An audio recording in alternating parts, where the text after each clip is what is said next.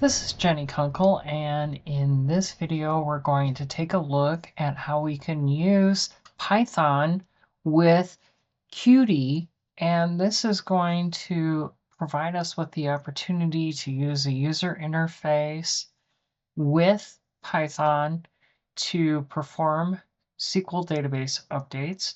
We need to install Python 3.9.0. There are a few inconsistencies with the Qt library, and if we're not using the right versions, it can be problematic. So we need to download 3.9.0 for our Python. We also need to be running pycharm, and this is going to be the community edition. So if we go to jetbrains.com/pycharm download, we can scroll down to the middle of the screen and download the community edition. And this is going to be for our development environment for Python. Once we have that done, we can go ahead and open our downloaded solution. And in my case, I have it pretty much in my Python folder, and I'm just going to go ahead and use this path. Let me see if I can grab it here to copy, and then I'm going to launch pycharm and do an open on that directory,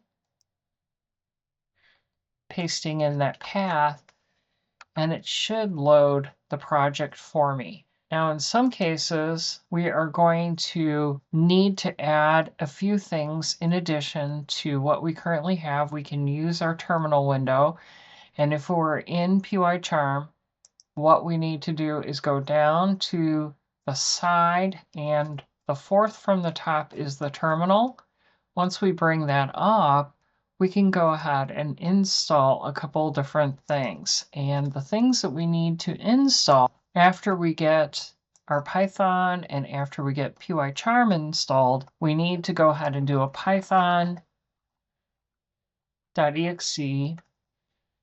-m pip install up-upgrade pip. So we need to make sure that we have the latest version of pip. And then once we do that, we also need to go ahead and install using pip install pypyodbc. This is going to be for our ODBC driver for Python. We are going to go ahead and do that. Then after we get done with that, we need to install the pyqt6 tools. Once we go ahead and do that, py side 6. And once we have all of that installed, that should pretty much be everything that we need to run our IDE. I can go ahead and do the pyqt6-tools designer, and this is going to take me into Qt where I can look at my user interface. If I open, and the folder that I'm going to open is essentially going to be in my Python directory, that form, I can look at what I have here. This is going to be my user interface for my application. This is what I defined it in, was the Qt designer, and this is going to allow me to run it. I have something that gets generated. So essentially when I run that Qt developer, so let me get back into the tools and get back into the designer. When I have my form open, I can always go into the form menu and view the Python code. So whatever this is, it generates XML, and I can use the XML to generate Python code. And essentially, any changes that I make are going to then be recorded in the XML, which I can then save out as Python code in my directory. I haven't made any changes, so I'm just going to go ahead and exit out. But that's how I indicated and created the Python code that is in this directory. So we have our form UI. This is our XML. If I go ahead and right click and open in Explorer, if I go ahead and open that file in Notepad, we can go ahead and see that it is XML. It's on my other screen. That's why I didn't see it. So we can see that it is essentially an XML file that was created. Then I can go ahead and look at the UI underscore form. This was the Python that was generated as a result of looking at it in that window. And this is what we're going to be actually executing. So if we go to our main.py, this is going to essentially be what we're running. And we are going to import the py side 6. So that's why we had to import it. We also have our UI form that we generated that we're importing. And then we have our pilot DAO file. So this is a class file that I created that has all the database stuff in it. When we create our window, we're going to generate the genders array, and this is going to be used to populate our combo box. We're going to instantiate our pilot DO, then go ahead and do our initialize, and this is going to essentially initialize our window, and then we're going to add items to our gender combo box, and we can see that we're using that array that was just defined. We're going to go ahead and set the current selected item in that combo box to -1, indicating that no selection has been made. We're going to go ahead and set the calendar pop-up to true so that it's going to pop up a calendar, and then go ahead and set the current date for that calendar widget. Then go through and do some initialization on our data grid that gets displayed, setting those column widths. We're going to also set the header background so that it shows a different color, and then use the show grid, set it to true so we see the grid lines. Then as we continue on, we're going to go ahead and set up our actions and our buttons so that when they are clicked, that they're going to do something. So when we are on our menu and we do file exit, we are going to trigger the self.close. When we click on our load data, it's going to execute the on load clicked. When we click on the edit data button, it's going to execute the on edit clicked. When we do the delete button, it's going to execute the on delete clicked. If we click on the save button, it's going to execute the on save. When we click on the clear button, it's going to process the on clear clicked. And we can see the on clear click is just going to initialize the fields. We have our on load click. It's going to go ahead and do a refresh table, and we'll take a look at that. It's a helper method that was generated. We have our refresh table here. This is the helper method that's going to get called. And in every case, we are going to go out, get all the pilots, and then set the row count, which is going to then set how many rows in our table we're going to populate. And then we're going to iterate through the records that is returned from that query and set the fields in the data table that gets displayed. And we'll take a look at that momentarily. Then we have our on edit click. This is where we're going to check to see if we selected a row.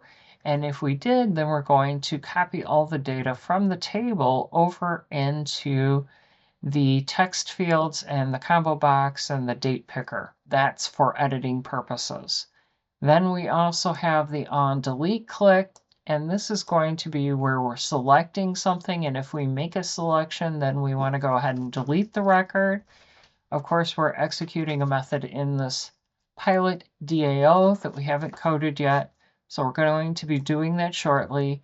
We also have our save, which depending on whether we have the pilot number populated, we're either going to do an insert or an update. Once that's completed, we're going to then clear the text form and then essentially reload our table to show any of the updates and provide some message in the status bar. And then pretty much this is just our normal application to run the data. So let's go ahead over to our DAO.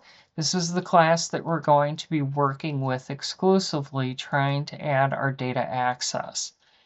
You'll notice at the very top that we are importing the pypyodbc. So this is going to be our ODBC connection. I've already got the connection string already coded. This is for our Docker container. We're going to be accessing Northwinds with our SA user, and we have the password hard-coded in clear text. Know that we would not necessarily do this in any type of application other than just our testing application here for class. We would have to obfuscate it so that nobody would be able to take that username and password and go to the database and do something that we would not necessarily like. We have our connection that is essentially going to be using that ODBC connect from that pypyodbc. We're going to be passing in our connection string, and that's going to give us a connection to the database. Each one of our methods right now just has the connection that it's going to get, and we're going to have to fill in the blanks. In the case of some of this, I'm going to go ahead and paste in the code. You're going to have to type it in, but I'm going to paste it in to try to make this more time efficient for the video. So if I copy in the get pilots, this is what we want to start with because we want to populate our data grid. After we have our connection, what we want to do is we want to execute a SQL statement that's essentially going to go out, and I'm going to move this over just a little bit, and execute a query against the table. And I can go ahead and add an order by on this to make sure that we're returning the records in pilot number order. I think I'm going to do one more on this to move it over, and now we should be in good shape. So once we have our SQL statement set up, we're going to open a cursor and then pass in our SQL statement and execute that cursor. That's going to essentially provide us something that we can execute the fetch all that's going to go out and fetch all the data for us, and it's going to return to us that cursor, and that cursor is what we're going to use in our load to populate all that data. So once we get that, we're going to get our records back. We're going to check the length of the records, and then that's what we're going to use to iterate over the table. So let's go ahead and let's save and try this out. If we go back to our main, we have to be on the main. We're going to go ahead and hit on the current file there and just run it. If we click on the load data, we should see our pilots. Now I've been doing a lot of stuff with mine, so obviously it's going to not necessarily be in the best order from the standpoint of my data. Notice we're returning this in varchar order. We would potentially need to make sure that we're returning this as a number in order to sort it in the right order. We probably want to go ahead and remove the order by, because it's not really helping us out here. If I do that, I might have a chance of getting things to return in a better order. Main.py, I have things coming back in a better order at this point. Now on my next thing I might want to do is I might want to edit a record, and what I can do is select a record, and when I edit it, it's going to pop in the data, and I need to be able to update it and then save it. When I have my pilot number populated, it's going to save. If I clear it and then enter data, then that is going to be an insert. So let's work on our edit next. And this is going to be in our pilot DAO. And we're going to go to our update pilot. And this is going to be where we are going to perform an update statement. I'm going to copy this in. And when we pass in our values, we're going to be putting them essentially in a list or a tuple, if you will, and passing them in. So each one is going to be in order based on the parameters. And we're also going to be passing in our SQL query to that execute statement. We're just going to update our table based off of our primary key and update the fields. So if somebody enters something different, then it's going to be updated. If it's the same value, then it's just going to remain the same. So we can go ahead and execute this. So if I go back to my application, I have to be on the main and run it.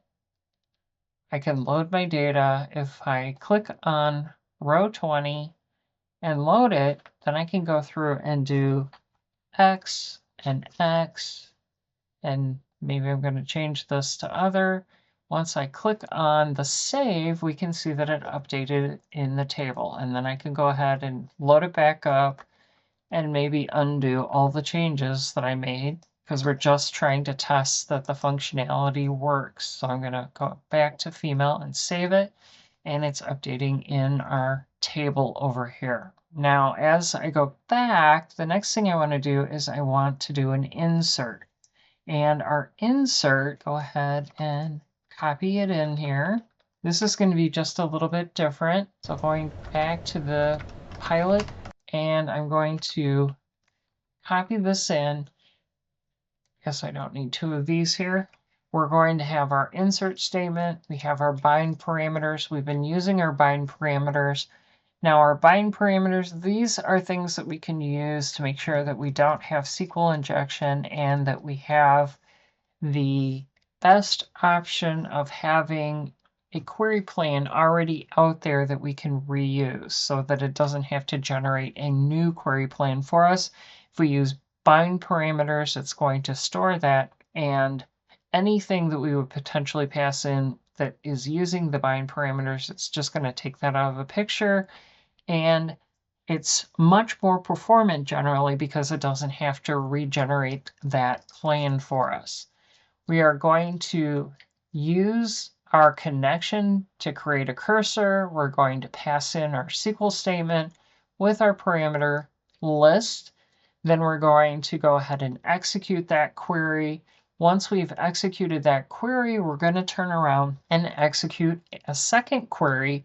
And in this case, it's just going to be a select at identity as ID, and that's going to return to us a value.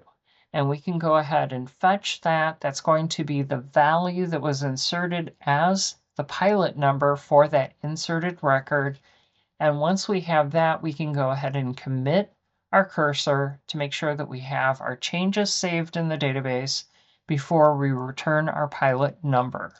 So let's go ahead and try that out. Make sure I'm on the main.py before I do that. I can go ahead and load, and maybe I'm going to come in here and add a new record.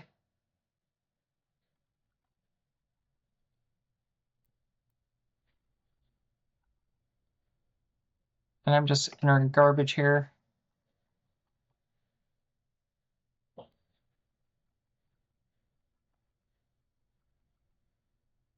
And save the record. We can see that it is added to our data grid. If we go to our database and look, we can see that it was added there as well. Then I can worry about trying to remove that record because it is kind of junky.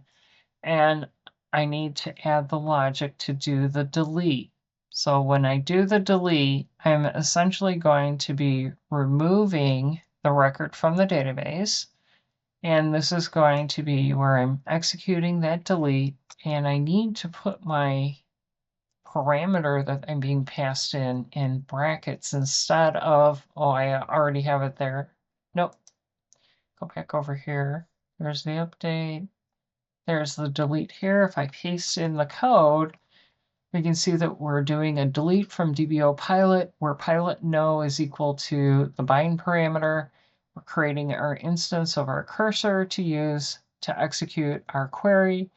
And our parameter now is in brackets. If we don't pass it through in brackets, it gives a really nasty message.